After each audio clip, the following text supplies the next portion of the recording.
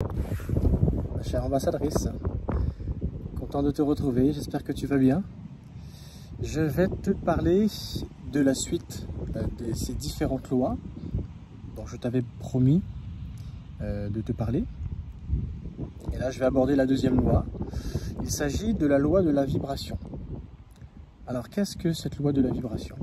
Et surtout, quelle est l'interaction avec la perversion narcissique, le chantage, la manipulation, les relations toxiques, le harcèlement, enfin tout ce qui peut être négatif pour toi. Ce qu'il faut surtout comprendre, c'est le lien qu'il peut y avoir entre ces différentes lois que je vais voir avec toi. Il va en rester encore 12 après celle-ci. Et les comprendre et voir l'interaction qu'il peut y avoir sur ce que tu peux vivre dans ton foyer ou au travail de difficile à vivre. Ce que j'aimerais te dire sur cette loi de la vibration, c'est que cette loi universelle stipule que tout vibre. Tout a une fréquence. Toute chose dans l'univers se déplace. Rien n'est figé. C'est la loi par excellence de l'énergie. L'énergie ne stagne pas. Une énergie qui stagne, qui est immobile, c'est en fait une énergie morte, donc c'est-à-dire qu'elle n'existe pas. Elle ne pourrait pas s'appeler énergie. Une énergie est en soi, par le nom qu'il porte, prouve qu'il y a de la vie, il y a quelque chose, il y a une influence, une interaction. Tout dans cet univers se déplace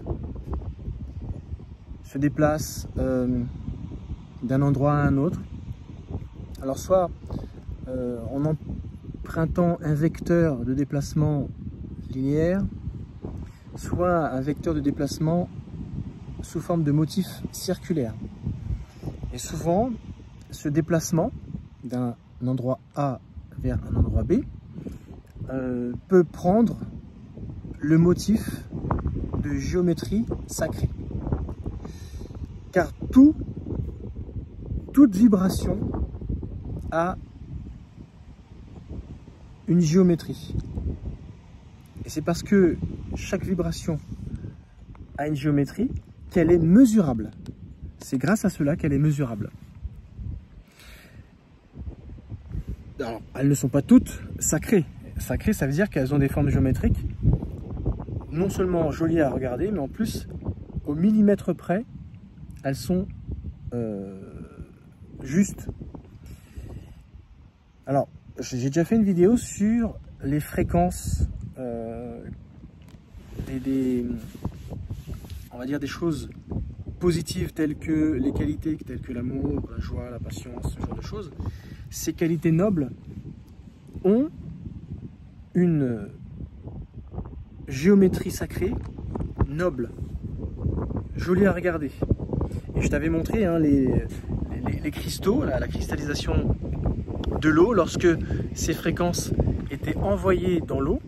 Eh bien, lorsqu'on cristallisait l'eau à un certain degré, on pouvait voir les formes qu'elles pouvaient avoir et on se rendait compte qu'elles étaient jolies. Mais il existe également une forme géométrique pour les choses qui sont mauvaises, qui ne sont pas jolies, telles que des attributs négatifs tels que la haine, la colère, l'envie, la jalousie, le mensonge, le chantage, la manipulation. Et là, bizarrement, ça te fait penser au pervers narcissique. Eh bien, les formes géométriques existent également, mais elles ne sont pas belles du tout. Elles sont asymétriques, elles ne sont pas du tout sacrées. Alors, quel message que j'essaye de te faire passer? Étant donné que tout vibre, si on est capable, j'ai le soleil en plein visage, en pleine poire j'allais dire, les spécialistes et scientifiques sont capables de calculer, mesurer la fréquence qu'émet le soleil. Ils sont capables de faire ça pour tout. Le son, la lumière, une image, une parole, un mot. C'est pour ça qu'un mot que tu vas utiliser dans une phrase, un mot qui va qualifier une personne de telle ou telle façon, peut autant la bâtir que la détruire. Parce que souvent, c'est pour ça qu'il existe des dictionnaires, chaque mot a une signification, mais chaque signification a une vibration. et un motif, soit sacré ou pas du tout sacré. Et ce qui est intéressant, c'est que tout est mesurable. Même tes pensées, même tes désirs et même tes ressentis, tes émotions ont une vibration et forcément ont un motif, une géométrie sacrée. C'est hyper intéressant de comprendre cela. Pourquoi je te dis ça? Toujours pour faire référence à cette vidéo que j'ai pu faire il y a quelques semaines de cela, où je te parlais de la cristallisation de l'eau, la mémorisation de l'eau. Il existe une matière sur cette terre, la plus noble, qui est capable de capter le plus de vibrations de fréquences possibles. Il s'agit de l'eau. La matière de l'eau, et cette matière impressionnante que cette terre porte, qui a été créée, qui est capable de capter le plus d'ondes de fréquences qui l'environnent. Ce qui fait que si jamais tu prends un fût dans lequel tu as mis de l'eau, même une bouteille d'eau, que tu la places à côté d'un champ électromagnétique, eh bien ce champ électromagnétique va traverser le plastique, le verre, peu importe, le fer, enfin le métal qui va renfermer l'eau, et ça va donner sa vibration à l'eau, complètement. Alors ce qu'il faut savoir, c'est qu'un lac, en fonction de l'endroit où se situe le lac, qu'il soit au niveau de la mer, en campagne, sur une colline ou en haute montagne, eh bien, tout ce qui va l'environner, cette eau va capter les fréquences environnantes. Alors si jamais ça a été, je ne sais pas, un champ de bataille où il y a eu beaucoup de morts, où il y a eu beaucoup de sang qui a coulé, imagine, et même si ça fait des décennies et des décennies que la guerre est terminée, la Terre a capté les vibrations de ce qui s'est passé. Tout reste une trace. Mais imagine l'eau qui capte le plus de fréquences. À quoi cette eau, quelle est la teneur fréquentielle électromagnétique de cette eau? Je te laisse imaginer. C'est pour ça qu'il est hyper important de informer l'eau que tu bois. Et qu'il sera toujours préférable de boire une eau vivace, vivante, qui circule et pas dans une eau qui stagne entre deux tuyaux qui attend qu'on ouvre le robinet pour couler. Parce que, imagine la vibration qu'elle reçoit. Une eau en bouteille, une eau en bouteille de verre, ça sera toujours mieux. Mais en soi, dans une bouteille en plastique, c'est une aberration. La meilleure des eaux, ce sera une eau vivante, chargée de plein de choses, mais une eau qui coule, une eau de source, une eau minérale qui part d'un point haut, qui descend vers un point, voilà, l'aval, l'amont. Là, tu peux être sûr que ça va être de l'eau de qualité, chargée en plein de bonnes choses, minéralisée au possible. Alors, c'est pas que l'eau minéralisée est meilleure, non, au contraire. Ce sera l'occasion d'en parler dans une autre vidéo. C'est pas le but de parler de la qualité de l'eau, mais plutôt que l'eau est capable de capter le plus de fréquences et de vibrations au monde. C'est la matière qui en capte le plus. C'est ça que je voulais te dire. Et ce sur quoi je voudrais rebondir, c'est étant donné que nous sommes faits à 70 et à 80% d'eau, imagine si jamais tu vis avec un pervers narcissique. Régulièrement, il t'envoie des paroles difficiles à entendre. Il te fait des reproches, il se victimise, c'est toujours ta faute. Il t'insulte. Voilà, il te traite de noms d'oiseaux, pour ne pas les dire. Imagine ce qu'il t'envoie comme fréquence, parce que ce sont des mots, les mots sont une fréquence. Et comme ce sont des paroles qui sont péjoratives, négatives, mauvaises, dans un but de te nuire, de te faire du tort, du mal, pas de te réjouir, une fois qu'il te l'a lancé, imagine ce que ça peut faire. Étant donné que tu es fait à 70-80% d'eau, cette vibration, cette fréquence, tu vas la recevoir et elle va interagir en toi. Donc cette loi de la vibration, elle est hyper importante pour savoir dans quel lieu tu te trouves, où tu habites, qu'est-ce qui passe à côté, aux abords de ta maison, sous ta maison.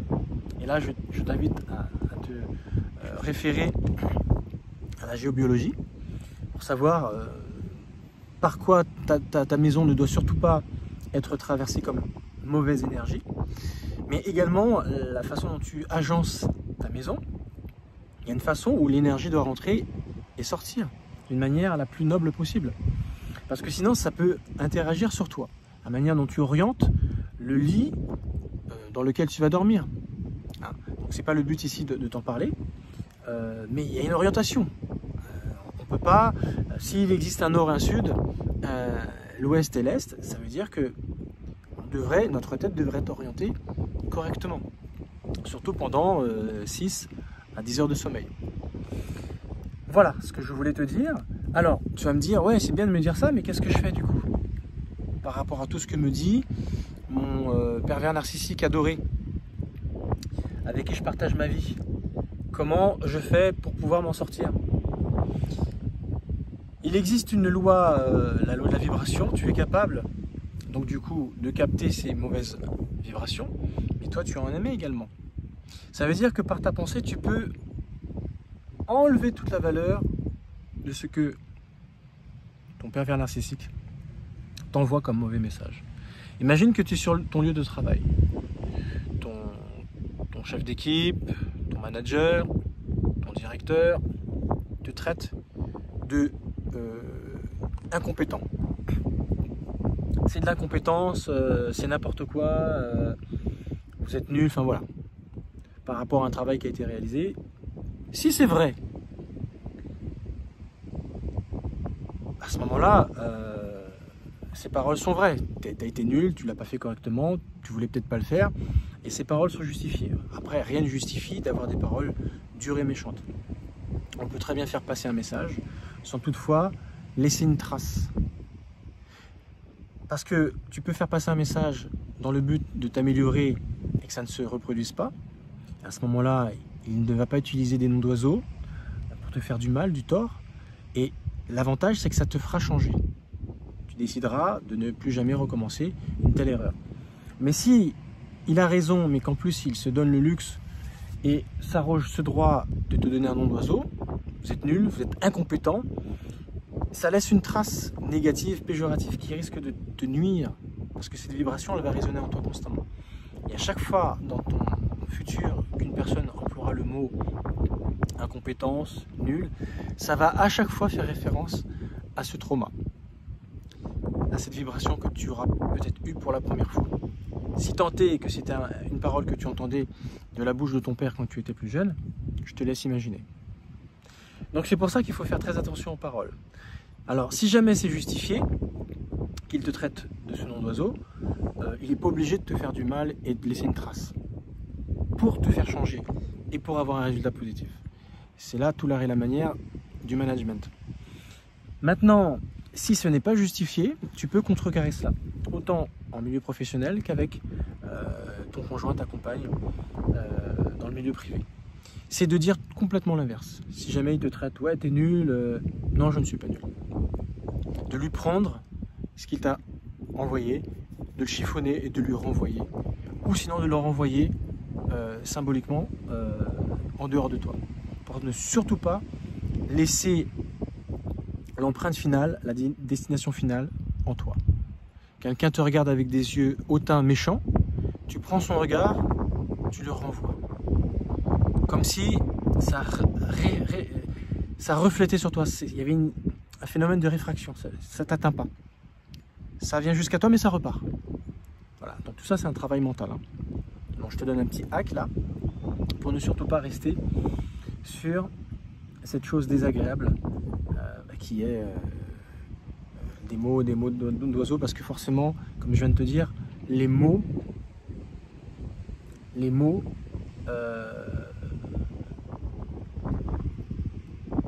sont des vibrations, sont des fréquences qui peuvent nuire, qui peuvent faire énormément du tort et du mal. Voilà pour quelle raison je te dis de prendre complètement l'inverse, de l'inhiber et de le renvoyer. Voilà. Maintenant que tu as compris la loi de la vibration, filtre, prends du recul, mais ne garde surtout pas tout ce que ton pervers narcissique va pouvoir te dire de négatif, de méchant. Ne garde rien. Parce que tout ce qui est dit est souvent pris pour vérité.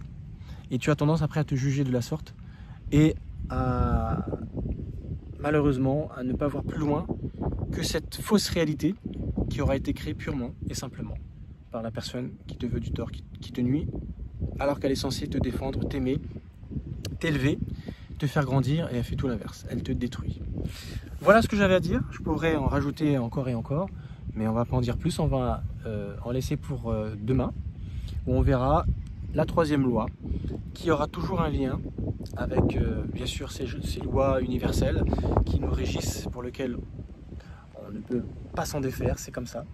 Mais quoi faire, une fois que tu auras compris qu'on ne peut rien faire d'autre que les subir, quoi faire pour pouvoir ne surtout pas laisser ces lois nous faire du tort. En tout cas quand on vit avec un pervers narcissique, une relation toxique ou du harcèlement au niveau du travail. Je te remercie de m'avoir suivi, je te souhaite une bonne journée, un bon week-end, nous sommes samedi aujourd'hui, et je te dis à la prochaine vidéo. Ciao!